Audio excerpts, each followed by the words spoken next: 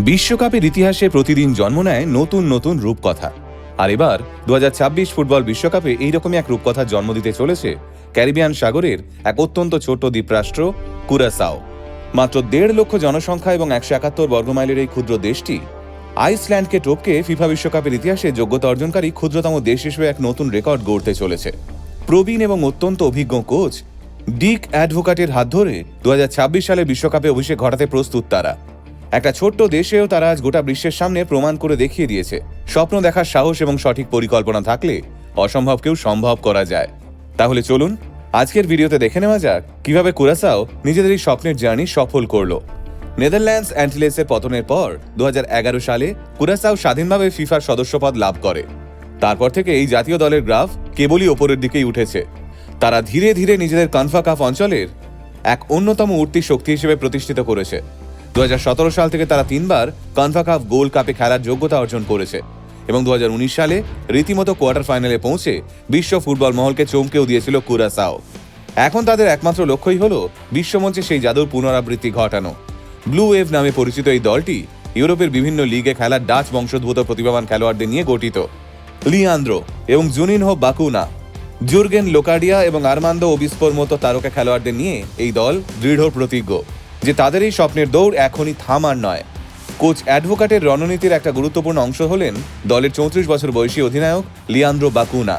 প্রাক্তন এই Aston villa midfielder গোলরক্ষক অ্যালয় রুমের সঙ্গে কুরাসাওয়ার হয়ে সর্বোচ্চ 71টি আন্তর্জাতিক ম্যাচে খেলার রেকর্ড গড়েছেন। বাছাই পর্বে মাত্র একটা ম্যাচ মিস করা বাকুনার ইংলিশ প্রিমিয়ার লিগে খেলার দীর্ঘ অভিজ্ঞতা দলের মিডফিল্ডে বিশাল ভূমিকা পালন করবে। দলের প্রধান সেট পিস টেকার হিসেবে তার ফ্রি কিক এবং কর্নারের উপর অনেকটাই নির্ভরশীল থাকবে দল, কারণ জার্মানি বা ইকুয়েডরের মতো শক্তিশালী দলের বিপক্ষে ওপেন প্লের চেয়ে ডেড বল সিচুয়েশন থেকেই গোল করার সেরা সুযোগ পেতে পারে কুরাসাও। নিজের কেরিয়ারের শেষ পর্যায়ে এসে এই বিশ্বকাপের টুর্নামেন্টটি বাকুনার জন্য এক চূড়ান্ত প্রাপ্তি হতে চলেছে। তবে 2026 ফুটবল বিশ্বকাপটা কুরাসাওয়ার জন্য মোটেও সহজ হবে না, কারণ তারা রয়েছে গ্রুপ ই-তে। এই গ্রুপে তাদের মুখোমুখি হতে হবে ইউরোপীয় পরাশক্তি জার্মানি, দক্ষিণ আমেরিকার ইকুয়েডর এবং আফ্রিকান চ্যাম্পিয়ন আইভরি কোস্টের মতো হেভিওয়েট দলগুলোর সঙ্গে। তাই আইভরি কোস্টের চেয়েও 48 ধাপ পিছিয়ে থাকা কুরাসাওয়ার জন্য এই লড়াই আক্ষরিক অর্থেই এক কঠিন পাহাড় চড়ার সমান।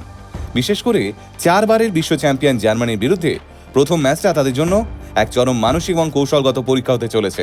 তবে বিশ্বকাপের নতুন ফরম্যাটে যেখানে তৃতীয় স্থানে শেষ করা দলগুলোরও নকআউট পর্বে যাওয়ার সুযোগ থাকছে, সেখানে কুরাসাও তাদের পরবর্তী ম্যাচগুলোকেও খুব গুরুত্বের সঙ্গে দেখছে।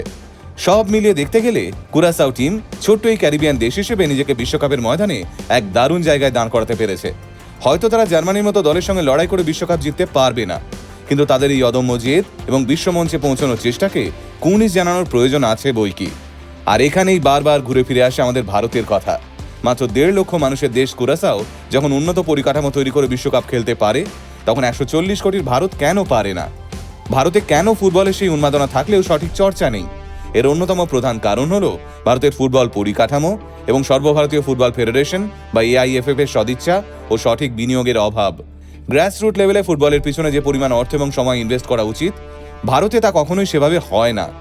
ইতিহাস ঘাঁটলে জানতে পারবেন 1950 সালে ব্রাজিল বিশ্বকাপে খেলার সুযোগ পেয়েছিল ভারত, কিন্তু অত্যন্ত দুর্ভাগ্যের বিষয় সুযোগ পাওয়া সত্ত্বেও ভারত সেবার খেলেনি।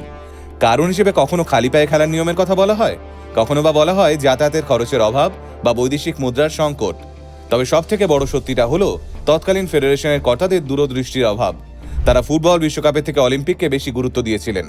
সেই যে বিশ্বকাপের দরজা ভারতের জন্য বন্ধ হলো, তা আজও খুলল না। সঠিক স্পন্সরশিপের অভাব, গ্রাসরুট লেভেলে একাডেমির অভাব এবং খেলোয়াড়দের আন্তর্জাতিক মানের পরিকাঠামো না দিতে পারার কারণেই আজও ভারতীয় ফুটবল রয়ে গেল সেই তিমিরেই। আপনাদের কি মনে হয়, ভারতেরও কি ফুটবলে উন্নতির পিছনে ইনভেস্ট করা উচিত নয়? আপনাদের মতামত অবশ্যই জানাবেন কমেন্ট বক্সে।